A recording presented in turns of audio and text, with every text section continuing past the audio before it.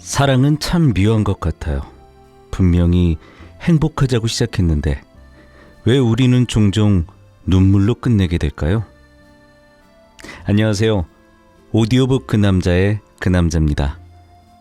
사랑에 빠지면 세상이 다 내 거인 것 같다가도 어느 순간 낯선 사람 앞에 서 있는 듯 외롭기도 하죠. 저 역시 그 마음을 너무나 잘 압니다. 아무리 최선을 다해도 남는 건 상처뿐일 때 도대체 왜 내 사랑은 늘 아프기만 할까 하고 속으로 수없이 묻곤 했습니다. 오늘 함께 읽을 책은 바로 그런 질문에서 출발합니다. 티벳 와인드에서 출판한 수인님의 저서 절대 사랑에 빠지지 말 것, 사랑을 할 것. 이 책의 저자는 말합니다. 죽을 듯이 빠져드는 사랑보다 중요한 건 나 자신을 잃지 않고 건강하게 이어가는 사랑이라고요.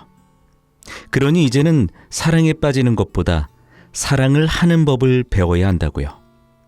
혹시 상처만 남는 사랑 속에서 헤매고 있지는 않으신가요? 그렇다면 이 시간이 작은 숨구멍이 되었으면 합니다. 사랑은 늘 어렵지만 그 어려움 속에서도 우리는 조금씩 배우고 단단해지고 다시 사랑을 꿈꿀 수 있으니까요. 오늘은 그 길을 함께 걸어가 보려고 합니다. 따뜻하게 위로받고 또 때로는 따끔하게 일깨워주는 이 책의 목소리를 저와 함께 들어보시죠. 너를 사랑하겠노라고. 여자에게 행복은 사랑이었다. 그런데 아이러니하게도 여자는 늘 사랑 때문에 아팠다. 얼마 전 끝난 연애에서도 여자는 마음을 다쳤다.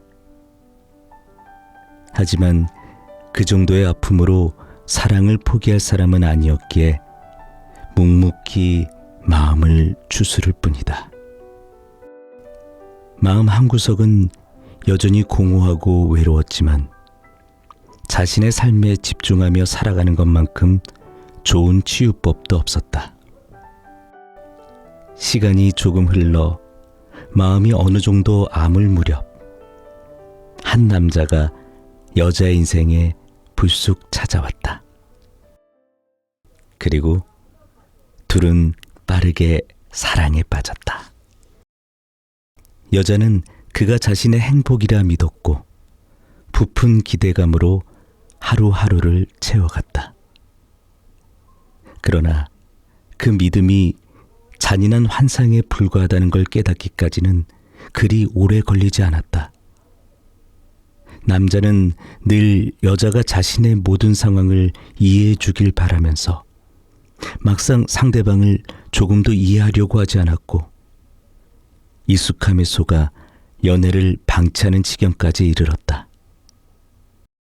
그럼에도 이 남자가 자신의 행복이라고 믿고 싶었던 여자는 최대한 많은 이해와 배려를 하려고 부단히 노력했지만 이내 그 마음마저 산산조각이 나버렸고 그 파편들은 온몸에 박혀 여자를 고통스럽게 했다. 나는 왜 매번 이기적인 사람만 만나는 건지, 이 세상에 좋은 사람이 있기는 한 걸까? 왜 나만 매번 이렇게 아파야 하는 건지. 여자는 자신이 처한 상황이 그저 억울하고 서글펐다. 아픔을 잊기 위해 억지로 새로운 사람을 만나기도 했지만 상처가 아물기 전에 만든 관계는 마음을 더 공허하게 만들 뿐이었다. 제대로 아물지도 않은 상처 위에 또 다른 상처 내기를 반복하던 여자는 다칠 기운마저 없어지고 나서야 그 짓을 멈췄다. 마치 브레이크가 고장난 트럭이 가드레일을 들이받고 나서야 멈춘 꼴이었다. 그렇게 시간이 지나 어느 날 퇴근 후 머리를 묶으며 화장실로 들어가 세수를 하려다가 문득 거울에 비친 자신을 멍하니 바라보게 된다. 그러다가 갑자기 무언가를 깨달은 듯 여자는 눈물을 흘리며 울기 시작했다. 여자에게 행복은 늘 누군가를 사랑하는 것이었지만 정작 자신을 온전히 사랑할 생각은 해본 적 없다는 사실이 서러웠다. 다리에 힘이 풀려 변기에 앉아 한참을 흐느끼다. 두 손으로 눈물을 훔치고 찬물로 얼굴을 씻었다. 차분하게 내쉬는 숨. 다시 거울을 바라본 여자는 마음속으로 조용히 다짐했다. 지금 이 순간부터는 거울 속 너를 사랑하겠노라고. 너를 사랑하는 게 행복의 시작이라는 것을 이제는 알았다고. 거울 속에 내 모습이 예뻐 보였던 것은 아마 그때부터였다. 해가 다시는 뜰 것 같지 않아서. 퇴근 시간이 되기 전이라 버스 안은 다행히 제법 자리가 있었다. 다행이라고 생각하며 무거운 몸을 이끌고 자리에 앉았다. 오늘은 이어폰을 집에 두고 나와 창문에 살짝 머리를 기대어 멍하니 버스에서 흘러나오는 라디오를 듣고 있었다.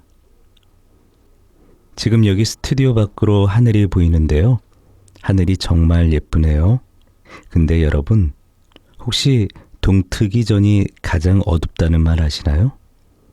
인생이 빗대어 많이 사용하는 말인데 힘든 순간이 내 앞에 있다는 건 동트기 전 하늘과 같아서 조금만 기다리면 내 인생도 밝은 해가 뜬다고 표현하기도 하잖아요.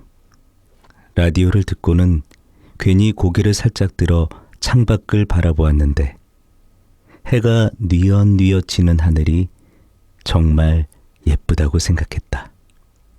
근데 동트기 전이 가장 어둡다는 말은 사실 과학적으로 맞지 않다는 사실을 아시나요?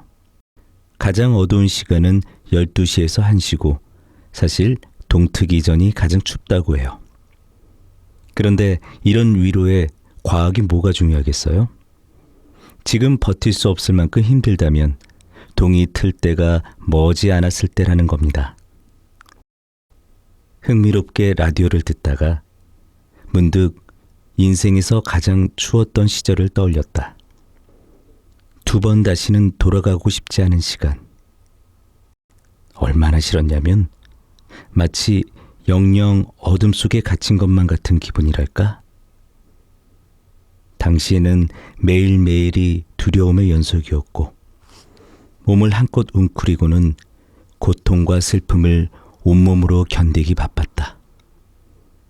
다들 시간이 약이라던데 망할 시간은 흐르지 않는 것 같았고 날마다 암흑 속에서 허우적대며 안간힘을 쓰며 살았다. 근데 절대로 괜찮아지지 않을 것 같던 아픔은 6개월이 지나고 나니 언제 그랬냐는 듯 괜찮아졌다. 라디오에서 나온 말처럼 가장 추웠던 시절이 동이 트기 전이었던 거다. 사람마다 치유되는 시간이 다 다르지만 힘들 때는 너무 아등바등하지 말고 발버둥 치지도 말고 그저 따스한 해가 뜨기를 기다리면 된다. 해는 반드시 뜰 거고 우리의 마음은 다시금 온기를 되찾을 테니 말이다. 깊은 아픔은 있어도 영원한 아픔은 없더라. 그러니 당신의 아픔도 이제 머지않았다. 그렇게 됐어. 친구들과 오랜만에 모여 술 한잔을 했다. 아직 내 이별 소식을 전하지 못한 터라 누군가 연애 이야기를 꺼내면 그때쯤 말해야지 생각하고 있었다. 아니나 다를까 친구가 물었다. 근데 너 요즘도 잘 만나고 있지? 지금이 기회다 싶어 최대한 담담하게 말했다. 아, 나 헤어졌어. 최대한 아무렇지 않은 척 말했지만 친구들은 놀라며 갑자기 왜 헤어졌냐, 무슨 일이 있었냐, 괜찮냐 등등 많은 질문들을 쏟아내기 시작했다. 한 친구는 왜 이제야 말하냐며 서운함을 표하기도 했다. 친구들의 질문이 이어지는 동안 나는 마음속으로 생각했다. 어디서부터 어떻게 말해야 할까? 복잡한 이유들이 머리를 더 무겁게 만들어 쉽게 입을 뗄 수 없었다. 뭐 간단하게 말하자면 가치관 차이였다.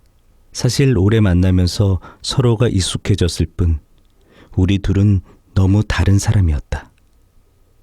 어린 시절에는 그런 것들이 상관이 없었는데 나이가 들면서 보이지 않던 것들이 너무나도 선명하게 보이기 시작했다. 예전에 했던 이별 사유와는 너무 달랐다. 그때는 그냥 그놈이 이랬네 저랬네 하면서 울기도 하고 웃기도 할 수 있는 것들이었는데 이제는 그럴 수가 없어서 애써 웃음기 넣은 목소리로 대답했다. 그냥 그렇게 됐어. 담담하게 말하고는 또 술잔을 비워냈다. 친구들도 내 마음을 눈치챘는지 더는 질문을 하지 않았다. 다시 다른 얘기로 왁자지껄 떠들기 시작했고 나는 그 사이에 앉아 생각했다. 이별에 무슨 말이 더 필요하겠는가? 이별은 늘 그냥 그렇게 된 일인데 말이다. 나쁜 타이밍. 남자에게 새로운 습관 하나가 생겼다. 지하철을 타면 주변을 두리번거리는 습관이다. 혹시라도 그 여자를 마주치지 않을까 하는 작은 바람 때문이었다. 여자가 출퇴근하는 지하철을 남자도 종종 타고는 했는데 그럴 때면 괜히 주변을 두리번댔고 여자가 내리는 역에는 시선이 오래 머물렀다. 그런 자신이 바보 같다고 생각했지만 남자는 그저 여자의 얼굴을 한 번만이라도 보고 싶었을 뿐이다. 물론 실제로 마주하면 놀라겠지만 말이다. 안타깝게도 기적은 일어나지 않았다. 여태껏 헤어졌던 여자들과도 우연히 마주친 적이 없었는데 이번이라고 다를까 싶어 두리번대던 자신이 한심하게 느껴졌다. 시간이 흐르자 자연스레 여자의 얼굴이 흐려지기 시작했다. 그 사실이 아쉬운 건지 아니면 슬픈 건지는 모르겠지만 아직 여자를 흘려보내고 싶지 않은 것만은 확실했다. 하지만 그런 마음과 다르게 옛 연인이 한낱 과거가 되어가는 걸 그는 막을 수 없었다. 여느 때처럼 지하철을 타고 집으로 가던 어느 날 피곤함에 잠시 조는 바람에 놀라 어느 역인지 확인하려고 고개를 들었을 때 남자의 시선 끝에 거짓말처럼 여자가 서 있었다. 그 순간 돌처럼 온몸이 굳었지만 심장은 미친 듯이 뛰기 시작했다. 흐려져 과거가 되어가던 과거의 연인이 선명하게 현재가 되어 자신의 눈앞에 나타나니 보고도 믿기 어려울 지경이었다. 그 짧은 순간에 수십 번을 다시 확인하고는 서둘러 몸을 일으켜 여자에게로 향하기 시작했다. 여자에게 걸어가는 길이 꿈에서 걸어가는 것처럼 이상하고 멀게만 느껴졌다. 조용히 옆으로 가 조심스레 어깨를 톡톡 쳤고, 여자는 놀라 남자를 쳐다보고는 끼고 있던 이어폰을 빼며 밝게 미소 지었다. 오랜만이다. 잘 지냈어? 응. 너는? 나도. 괜찮으면 이번 역에 내릴 수 있어? 응. 둘은 지하철에서 내려 플랫폼 의자에 나란히 앉았다. 남자는 들뜬 마음을 진정시키며 입을 열었다. 이렇게 만나네. 진짜 신기하다. 그러게. 요즘은 어떻게 지내? 그냥 뭐 똑같지. 아니 근데 살이 좀 빠진 것 같네? 살이 좀 빠진 듯한 여자의 모습에 남자는 내심 걱정되었다. 그래? 그럼 완전 성공이네. 나 다이어트 중이거든. 나랑 만날 때도 맨날 다이어트 한다 하고 한 번도 성공 못했는데 이번에는 했네. 장난스러운 말투로 이야기하자 여자는 웃으며 가볍게 남자의 팔을 툭 쳤다. 그리고 이어진 침묵.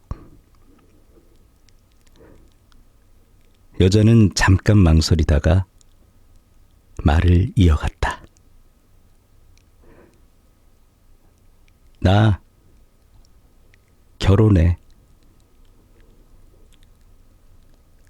여자의 말에 남자의 심장은 멈추는 것만 같았다. 무슨 말이라도 해야 하는데 머릿속이 하얘져 아무 말도 못하는 자신이 너무 한심했다. 말해줘야 할 것 같아서. 그제야 남자는 겨우 입을 때 축하한다고 말했다. 여자는 9월에 신부가 된다며 행복해했고, 남자는 저 행복이 자신이 아니라는 사실에 가슴이 먹먹해졌다. 그리고 생각했다. 나는 그때 왜 너와 결혼을 약속하지 못했을까?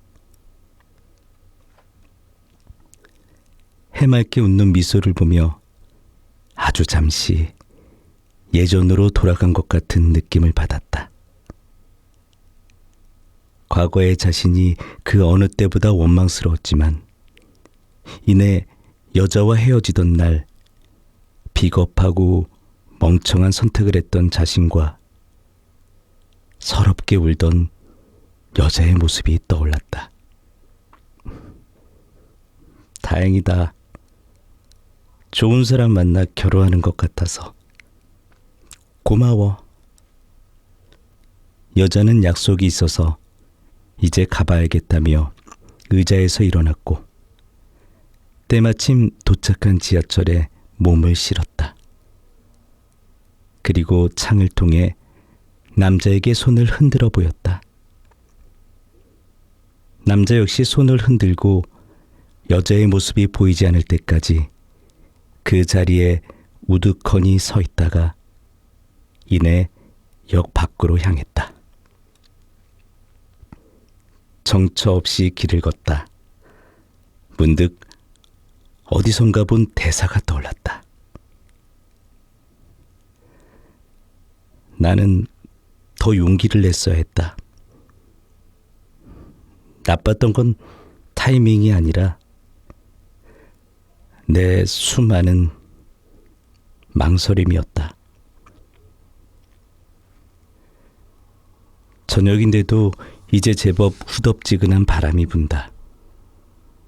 생각해보니 여자를 처음 만났던 그날과 참 비슷한 날씨다. 이제 정말 여름이 시작되었나 보다. 남자가 떠올린 대사는 드라마 응답하라 1988 중 정환의 독백이다. 극중 정환은 첫사랑이었던 덕선을 놓치고 이렇게 독백한다. 운명은 시시때때로 찾아오지 않는다. 적어도 운명적이라는 표현을 쓰려면 아주 가끔 우연히 찾아드는 극적인 순간이어야만 한다. 그래야 운명이다. 그래서 운명의 또 다른 이름은 타이밍이다. 그러나 운명과 타이밍은 그저 찾아드는 우연이 아니다. 간절함을 향한 숱한 선택들이 만들어내는 기적 같은 순간이다. 주저없는 포기와 망설임 없는 결정이 타이밍을 만든다. 그 녀석이 더 간절했고 나는 더 용기를 내야 했다. 나빴던 건 신호등이 아니라 타이밍이 아니라 내 수많은 망설임이었다. 기회의 신인 카이로스는 앞머리는 풍성하지만 뒷머리는 대머리며 어깨와 양발 뒤꿈치에는 날개가 달려 있으며 양손에는 저울과 칼을 들고 있다. 카이로스 조각상은 이탈리아 북부 토리노 박물관에 있는데 조각 아래 다음과 같은 글귀가 새겨져 있다고 한다. 내가 발가벗은 이유는 사람들의 눈에 잘 띄기 위함이고 앞머리가 많은 이유는 내가 누구인지 사람들이 금방 알지 못하게 하고 내가 앞에 있을 때 쉽게 잡을 수 있도록 하기 위함이며 뒷머리가 민머리인 이유는 내가 지나가 버리면 다시는 붙잡지 못하도록 하기 위해서다. 어깨와 발 뒤꿈치에 날개가 달린 이유는 최대한 빨리 사라지기 위함이며 저울을 들고 있는 이유는 기회가 있을 때 저울을 꺼내 정확하게 판단하라는 의미이며 날카로운 칼을 들고 있는 이유는 칼같이 결단하라는 의미다. 나의 이름은 기회이다. 망설이기만 하다가 누군가를 잃어본 적이 있을 것이다. 그런 경험을 하고 나면 가장 괴로운 건 다름 아닌 나 자신이다. 하루에도 수십 번 수백 번씩 그때 나를 원망하며 마음속에서 괴로워한다. 그 사람이 내 진짜 인연이었다면 어쩌지? 이 사람 같은 사람을 다시는 못 만나면 어떻게 하지? 이런 생각이 꼬리를 물고 자책하며 스스로를 과거에 붙잡아둔다. 수많은 만남과 이별을 반복하며 깨달은 게 하나 있다면 그 사람은 애초에 내 인연이 아니었기 때문에 떠난 거라는 사실이다. 그리고 그 이별은 언젠가 진짜 인연이 다가왔을 때 예전의 아픔을 반면교사 삼아 더 현명해지라는 인생의 선물이 아닐까. 쓰라린 경험은 우리에게 좀 더 나은 선택을 하게 하고 좋은 기회가 왔을 때 그것이 좋은 기회라는 걸 알아보는 눈을 길러준다. 인생은 학교와 달라서 배우는 과정이 결코 쉽지 않다. 넘어지고 부딪히고 직접 상처받아야만 비로소 배우는 것이 인생 수업이다. 그러니 부탁하고 싶다. 혹시라도 나의 실수와 잘못으로 일이 어그러졌을 때 너무 오래 자책하지 말기를. 그 경험 덕분에 분명 앞으로는 조금 더 단단하고 조금 더 현명한 선택을 할 수 있을 테니까 말이다. 바다로 가는 길에 들른 휴게소. 여자는 혼자 바다로 향했다. 바다를 워낙 좋아하기도 하고 그 사람과의 추억이 많은 바다를 이제는 혼자 가도 괜찮을 것 같아서였다. 그와의 만남은 특별할 것 없는 평범한 시작이었다. 첫눈에 반해 뜨겁게 시작하던 그녀의 연애와 달리 이번은 달랐다. 그와의 관계는 뜨겁지도 차갑지도 않은 적당한 온도였다. 그래서 늘 편안했다. 둘은 바다를 좋아해 함께 바닷가로 여행을 자주 떠나곤 했다. 같은 장소를 사랑했지만 이유는 달랐다. 남자는 수영하는 걸 좋아했고 여자는 물결을 멍하니 바라보는 걸 좋아했다. 어느 날 장난스러운 생각이 든 여자가 남자에게 말했다. 나는 수영할 줄 모르니까 만약에 물에 빠지면 그냥 그대로 가라앉으면서 내 운명을 겸허히 받아들일 거야. 남자는 미소 지으며 여자의 말에 대답했다. 내가 수영 잘하니까 구해줄 거야. 걱정하지 마. 빠진 순간에 내 곁에 없을 수도 있잖아. 영원히 옆에 있어줄게. 하지만 영원은 둘에게 그리 길지 않은 시간이었던 모양이다. 영원을 약속하던 사랑은 5년 만에 끝이 났고 여자는 자신을 떠난 남자가 미웠다. 그 원망이 쉽게 가라앉지 않을 것 같았지만 시간은 언제나 많은 것을 해결해 주곤 한다.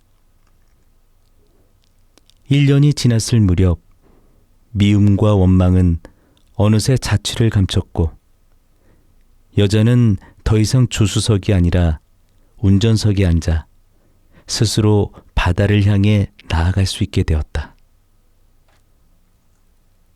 남자와 헤어진 뒤로 운전을 배우기 시작해 어느덧 1년이 다 돼가지만 여전히 도로 위가 쉽진 않았다. 그래서 중간중간 휴게소에 들러 숨을 고르며 바다로 향했다. 초보 운전자에게 운전은 신경 쓸 것도 참 많고 고된 일이지만 도착해서 탁 트인 바다가 주는 보상은 확실했다. 물론 바다 여기저기엔 남자와의 추억이 많이 흩뿌려져 있었지만 그 위를 덤덤하게 미소 지으며 걸을 수 있는 마음의 여유가 여자에게 생겼다. 벤치에 앉아 파도 소리를 들으며 여자는 생각했다. 내 사랑이 결국 도착할 곳은 이렇게 아름다운 바다일 거야. 길고도 멀었던 이 바다에 무사히 올 수 있었던 건 중간중간 머물러 숨을 고른 휴게소 덕분이었다. 그러고 보면 남자도 그런 휴게소 같은 존재였는지도 모른다. 문득 그에게 고마운 마음이 들었다. 여자는 조용히 숨을 고르고 자리에서 일어나 파도가 부드럽게 밀려드는 해변을 다시 천천히 걸었다. 이번엔 홀로 걷는 길이 한결 단단해진 기분이었다. 한 번은 처절하게 버림받았다는 생각에 상대를 미워하며 괴로워한 적이 있었다. 상대가 너무 미워서 그 사람이 나만큼, 아니 나보다 더 괴로워하길 바란 적이 있었다. 정말 행복해지고 싶었다. 상대방을 행복하게 해줄 자신도 있었고 조금 외롭긴 해도 그래도 그런대로 잘 지내고 있었는데 왜 도대체 나에게 다가와 나를 만신창이로 만들어버리는지. 원망스럽다가 화도 나고 정말 답답해 미쳐버릴 것만 같다. 난 늘 노력하며 아등바등하는데 아무 생각도 책임감도 없이 무턱대고 다가왔던 네가 너무 원망스럽다. 언젠간 내 생각으로 나에 대한 그리움으로 가득 차서 나처럼 괴로워하길 바란다.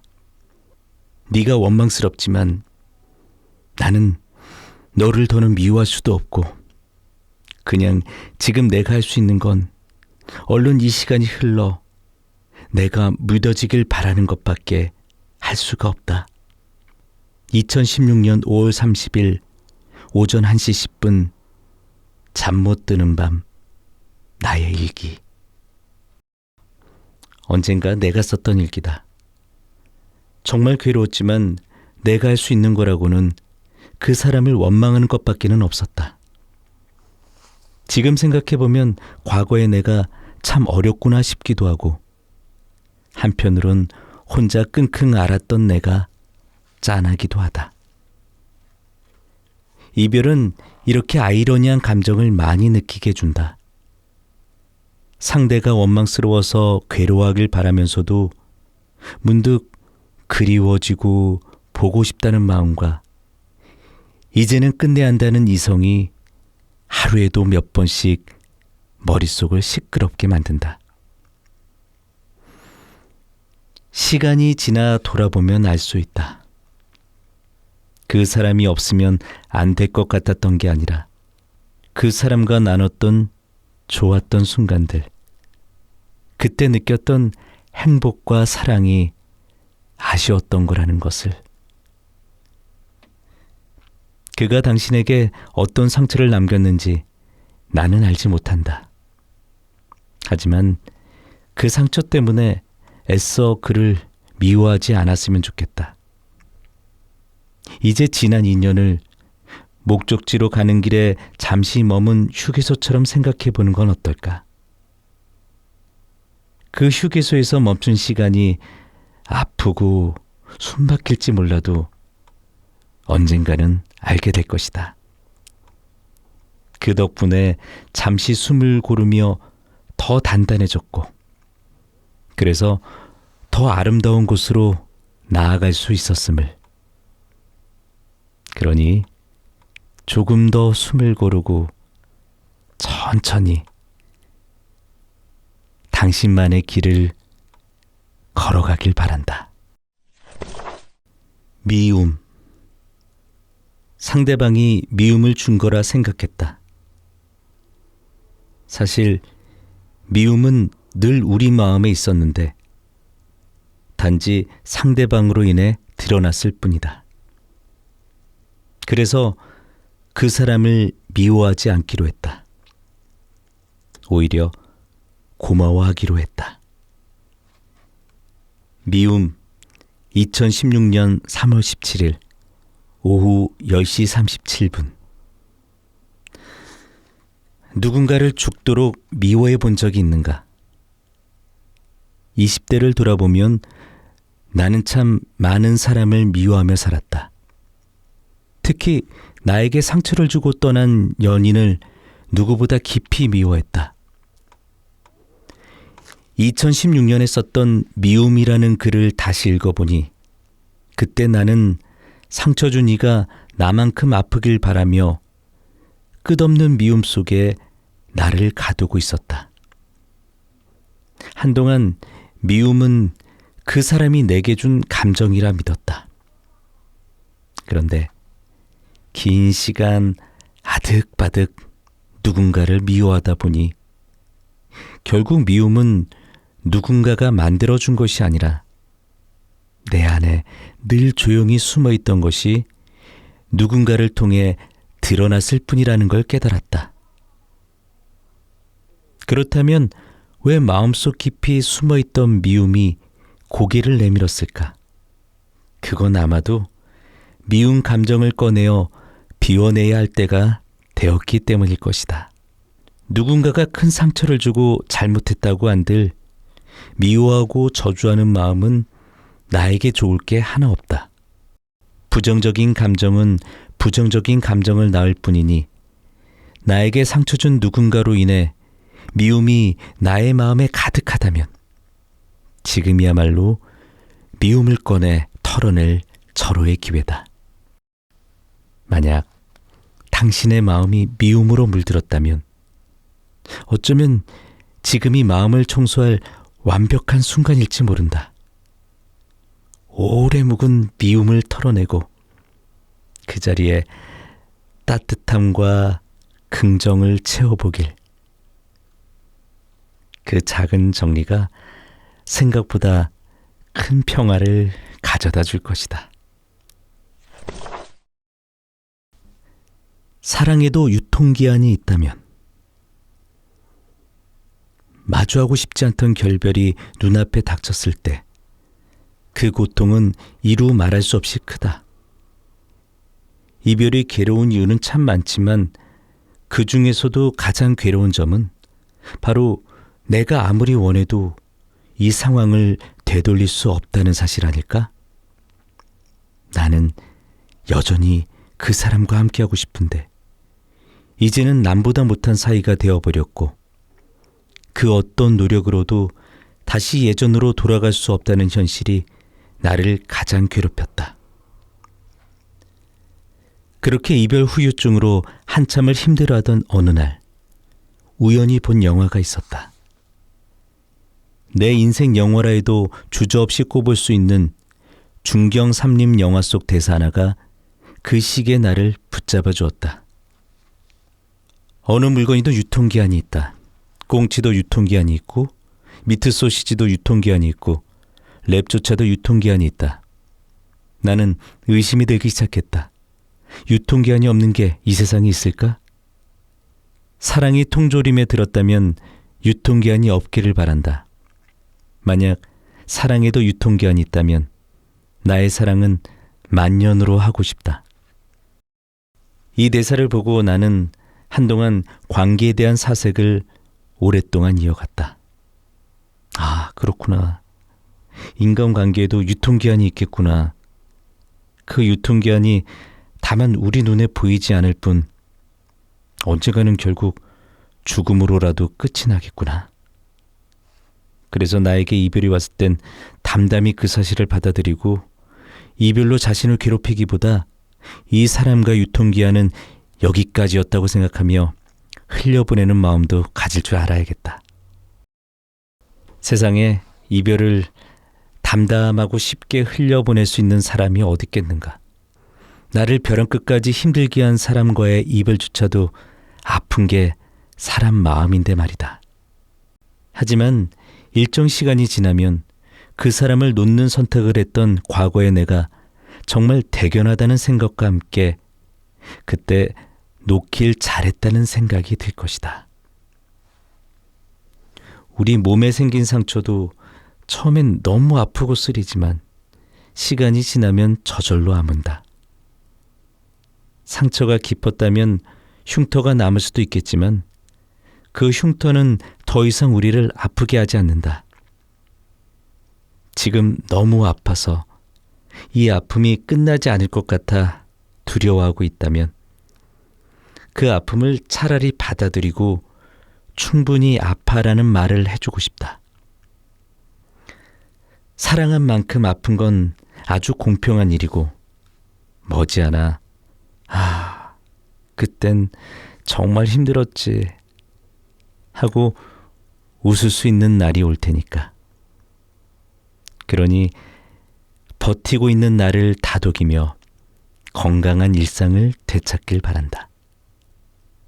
훗날 오늘을 기억하며 이렇게 말할 테니까.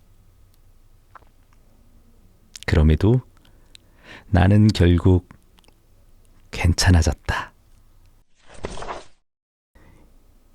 이별한 당신에게 다정하길.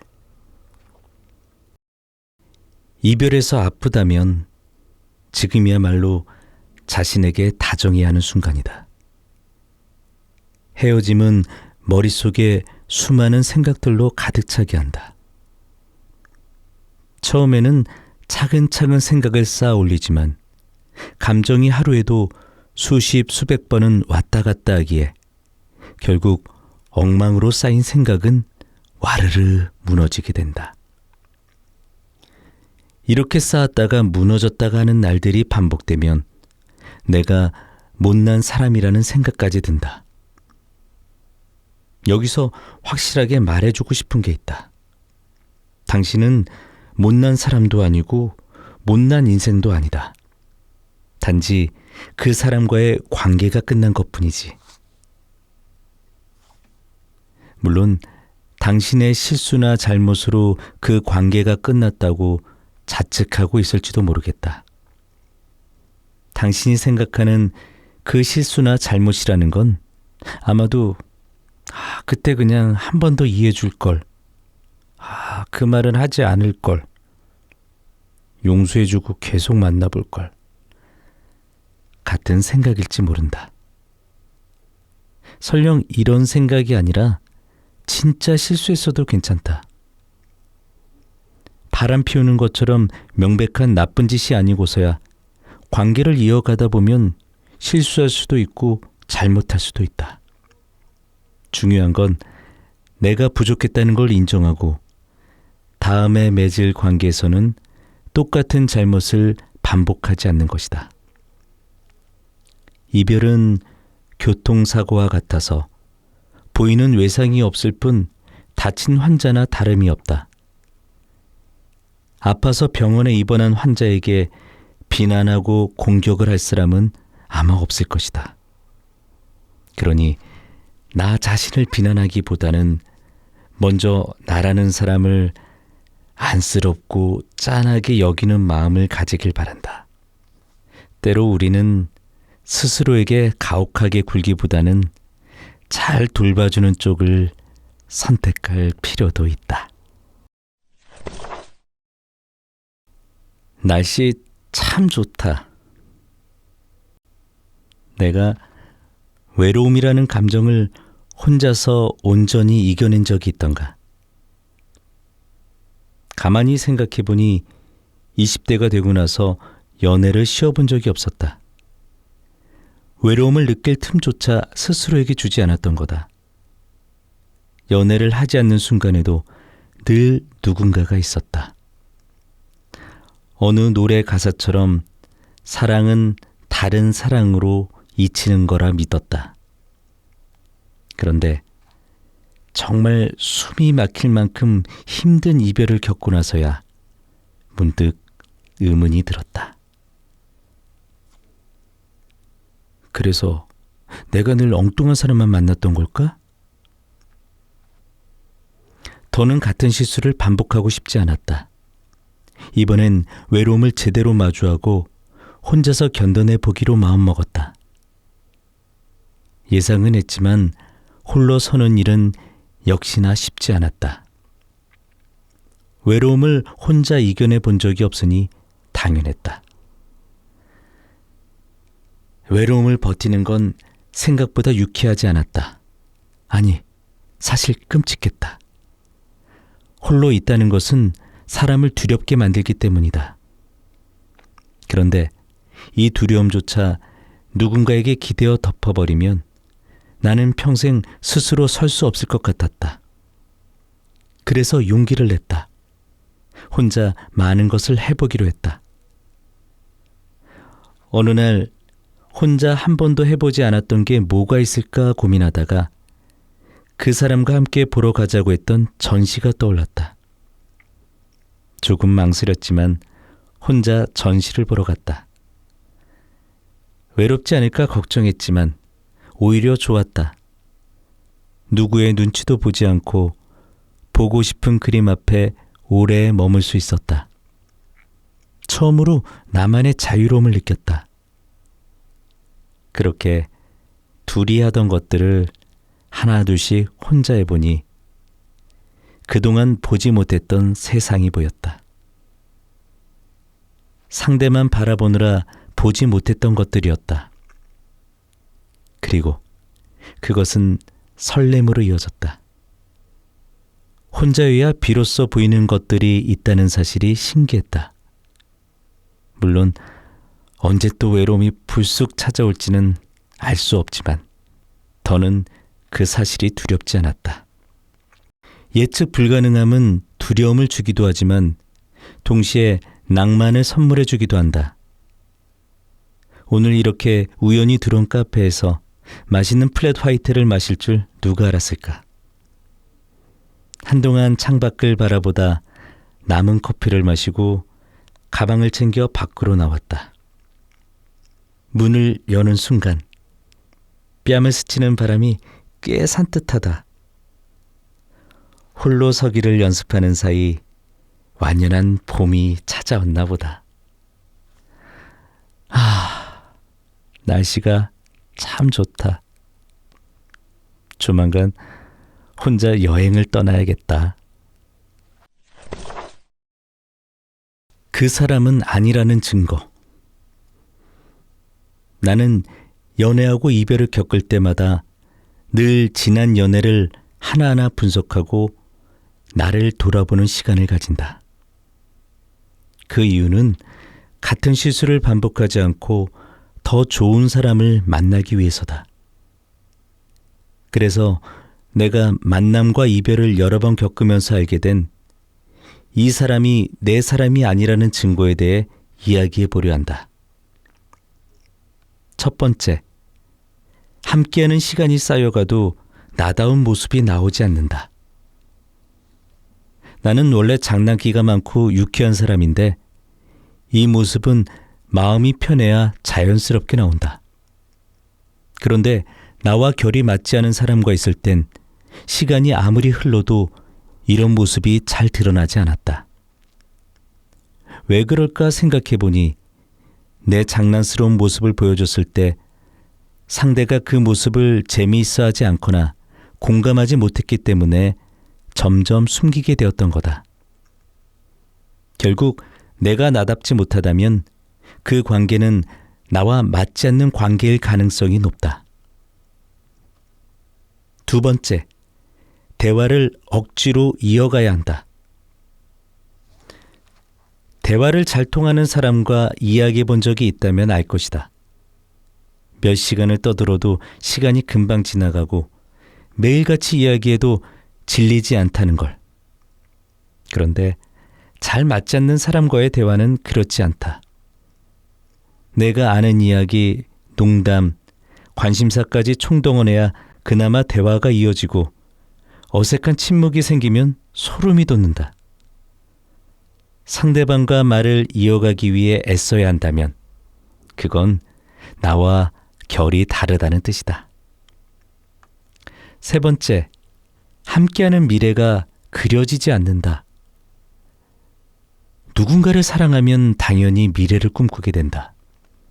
하지만 현실적으로 생각했을 때 걸리는 게 너무 많고 하나부터 10까지 모두가 어렵고 버겁게 느껴진다면 그건 이미 답이 정해져 있는 관계다. 내 마음 한편에서조차 함께할 내일을 상상하기 어렵다면 그 사람은 내 사람이 아닐 확률이 높다. 네 번째, 함께할수록 나 자신이 못난 사람 같아져 자존감이 떨어진다. 상대가 가스라이팅을 하거나 바람을 피우는 등 큰 잘못을 하지 않아도 서로의 다름 때문에 상처를 받을 때가 있다.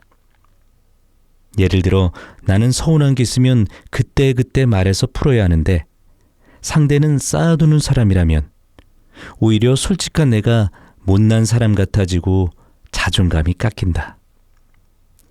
이런 상황이 쌓이면 내 모습이 점점 작아진다. 다섯 번째, 내 삶에 소홀해진다. 사랑에도 건강한 사랑이 있고 그렇지 못한 사랑이 있다.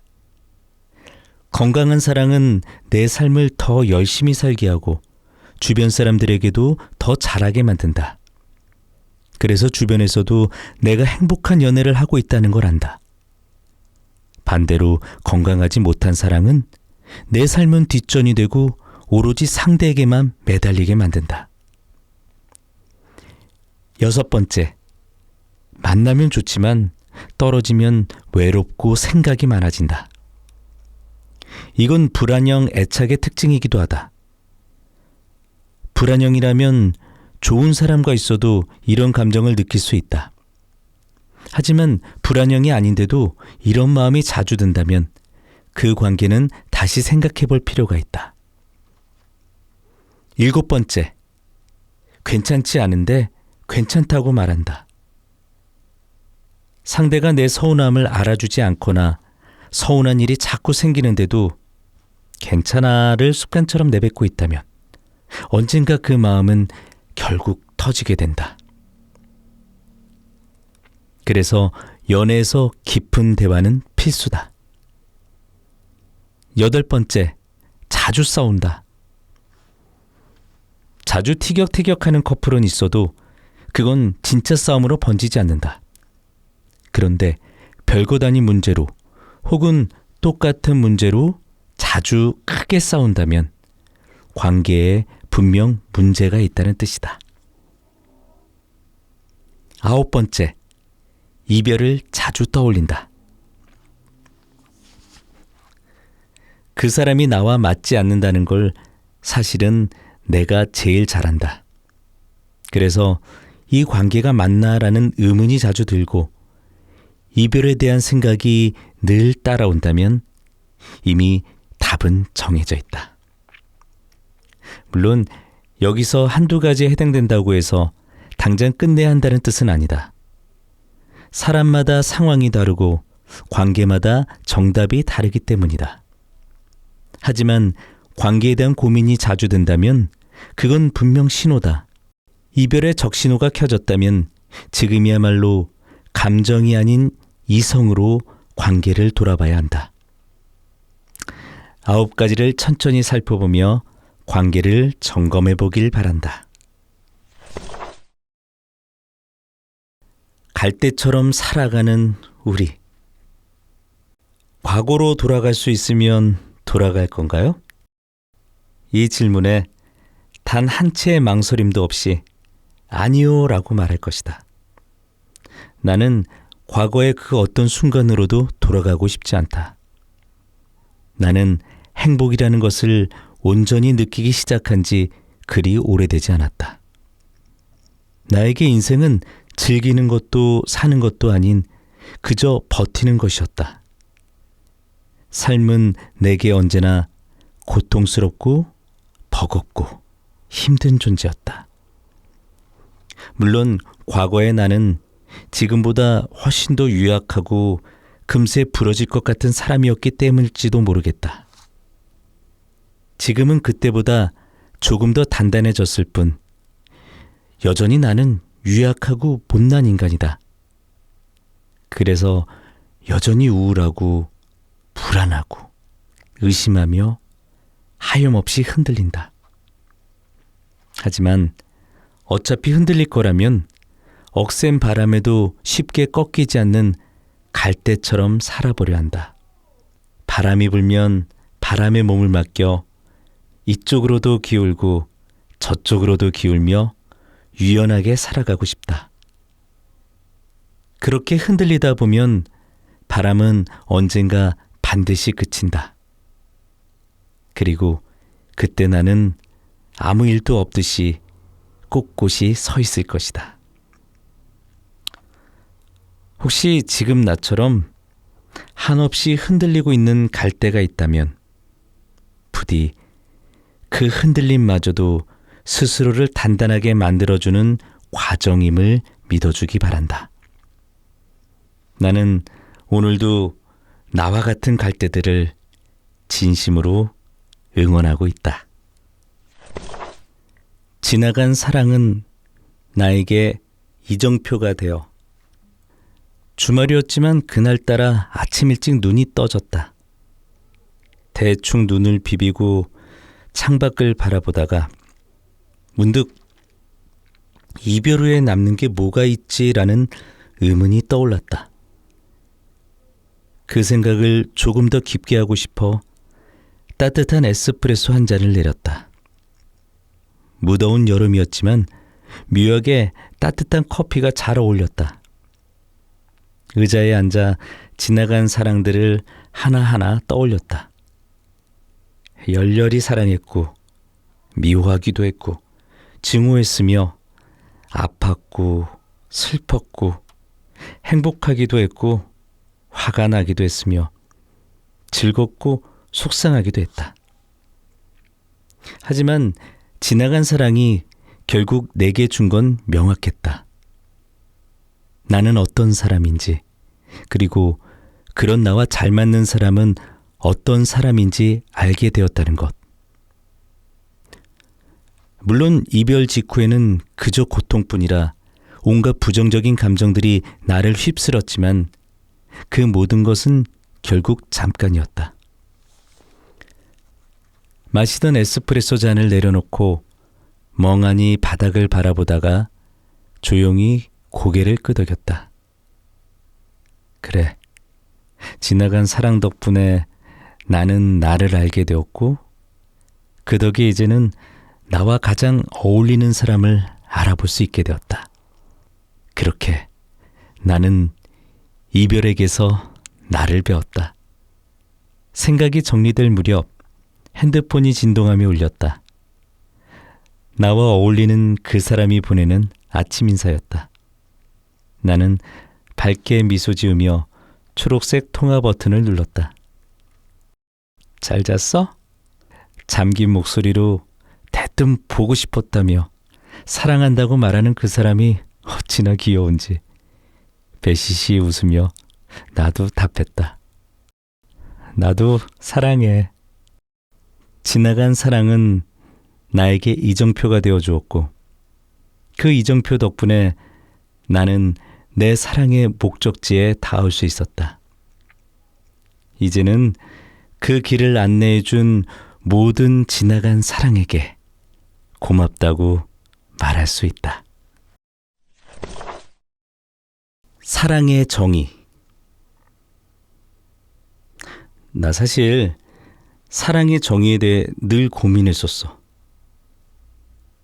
갑자기 진지한 얘기를 하는 내 모습에 그는 진지하게 경청하기 시작했다. 사랑을 정의해보라고 하면 늘 말문이 막혔거든. 사랑은 아름다운 천국 같다가도 순식간에 난장판 같은 지옥이 되잖아. 그래서 좋기도 하고 구리기도 하고 너무 예쁘기도 하고 너무 추하기도 하고 어떤 날은 아름다운 사랑 노래 같다가도 또 어떤 날은 절절한 이별 노래 같기도 하고 그게 내가 생각하는 사랑이었어.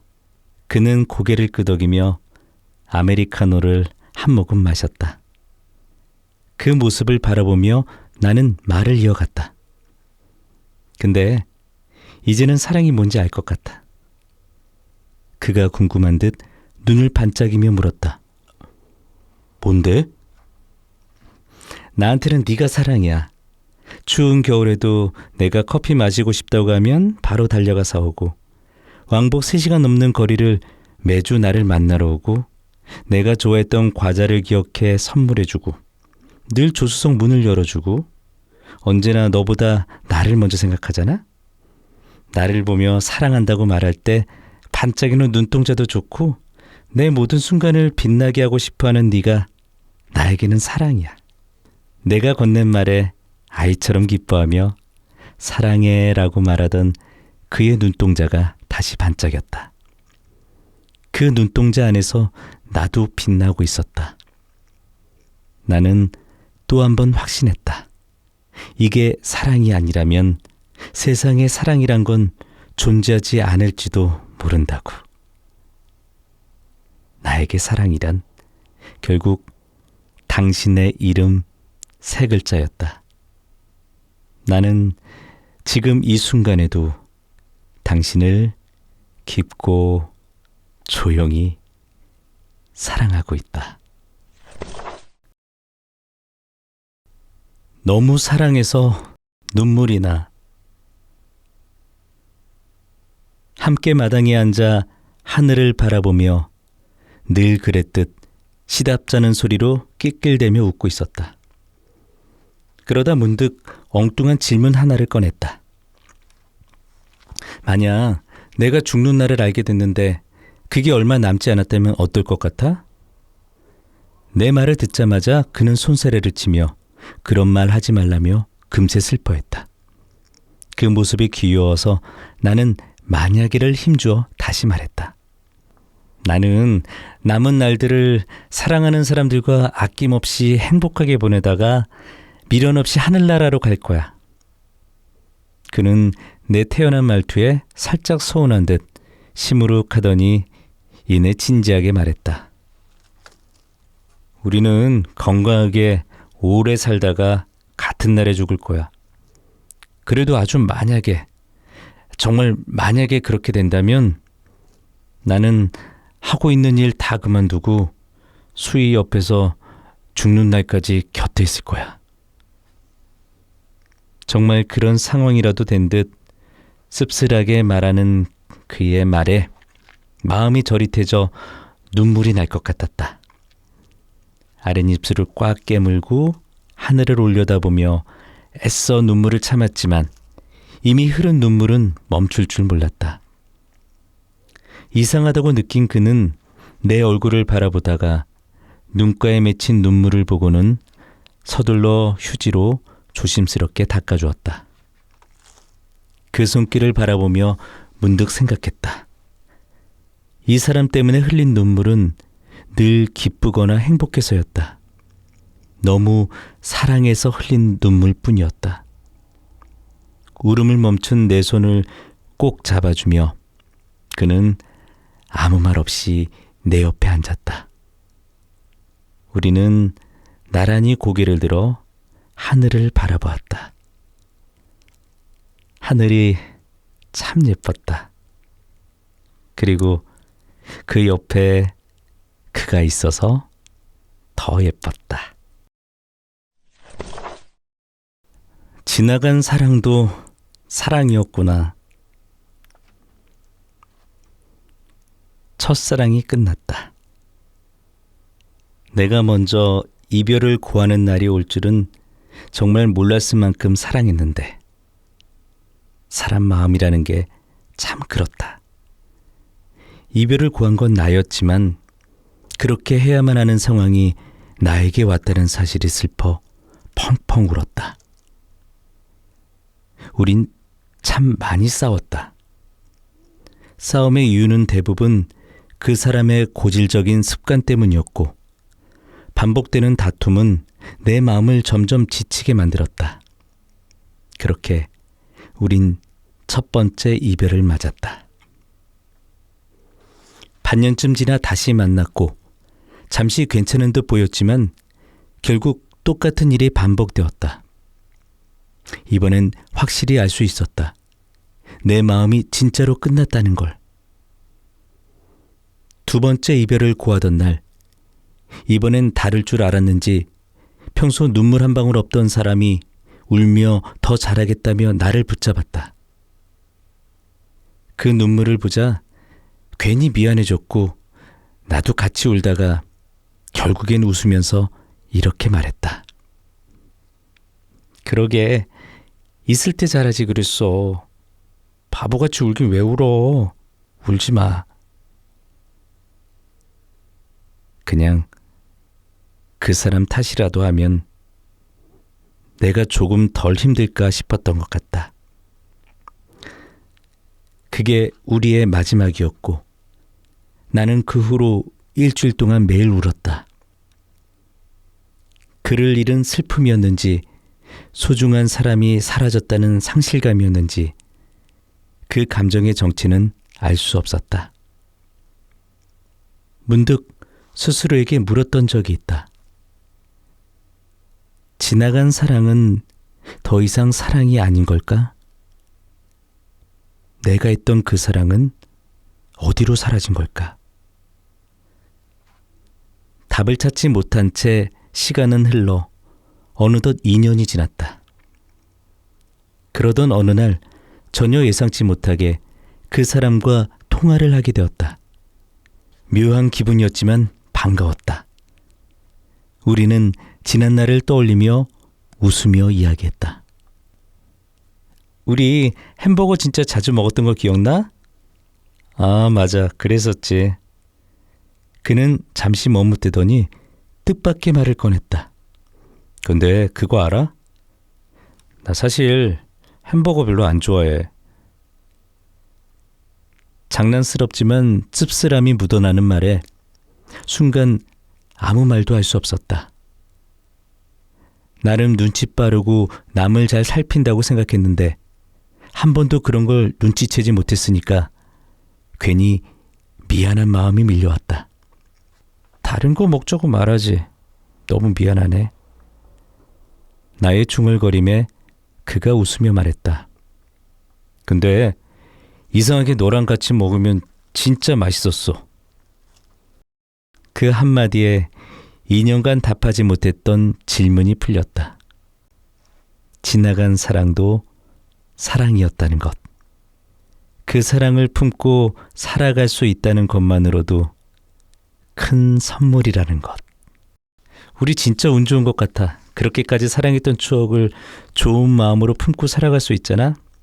어떤 사람은 나이가 많이 들어서도 못 해보기도 한다더라. 나의 말에 그는 웃으며 맞다고 대답했고 나는 말을 이어갔다. 사실 헤어지고 나서 우리가 했던 사랑이 다 사라지는 것 같아서 슬펐거든. 지나간 사랑은 의미가 없는 건가 싶었어. 근데 이제 알겠어. 사라지는 게 아니라 남아있었던 거구나. 그렇게 말해줘서 고마워. 지나간 사랑도 사랑이었다. 그 시절이 있었기에 지금의 내가 있고 그 추억을 부드럽게 안고 살아가는 지금 나는 나의 옛사랑에 고마움을 느낀다. 오늘 밤 그 시절의 우리에게 조용히 인사를 보낸다. 잘 있었지? 덕분에 나도 잘 지내고 있어. 미친 부분을 알아준다는 것. 누구나 저마다의 미친 부분이 있다. 미쳤다는 말 그대로가 아니라 누군가에게는 낯설고 이해하기 어려운 부분을 말한다. 특이한 음식 취향, 독특한 영화나 음악 선호, 이상한 버릇, 기묘한 취미, 혹은 엉뚱한 성격일 수도 있다. 나에게도 그런 부분이 몇 개 있다. 그중 하나는 새로운 것에 도전하는 걸 극도로 불편해하는 성향이다. 새로운 게 주는 스트레스가 나를 짓누른다. 여기까지는 그게 왜 미친 부분이지라고 생각할 수 있겠지만 나는 새로운 영화, 드라마, 예능을 보는 것조차 새로운 것에 대한 도전이라고 느낀다. 그래서 좋아해서 대사를 외울 정도로 똑같은 작품을 반복해서 본다. 새로 개봉한 영화를 보러 영화관에 가지 않는 것도 이 때문이다. 새로움이 주는 예측 불허함이 나를 항상 불안하게 만든다. 누군가는 이를 이해하기 어려워할 것 같다. 나를 이상한 사람, 심지어 고집센 사람으로 볼지도 모른다. 하지만 나는 그들을 비난하지 않는다. 내가 틀린 것도 그들이 틀린 것도 아니기 때문이다. 우린 그저 성향이 다른 사람일 뿐. 어려운 일이겠지만 가능하다면 서로의 미친 부분을 이해하고 받아주는 사람을 만나야 한다고 생각한다. 여기서 가장 놀라운 건 그런 사람을 만나면 당신의 미친 부분이 더 이상 이상하지 않다는 점이다. 그 사람 눈에는 그저 사랑스럽고 귀여운 부분이 된다. 내가 익숙한 영화를 반복하며 안도하는 순간 누군가는 내 곁에서 그 장면을 함께 웃으며 즐길 거다. 그게 진짜 건강한 사랑 아닐까? 서로의 낯선 부분을 끌어안고 그것마저 빛나게 만드는 일 말이다.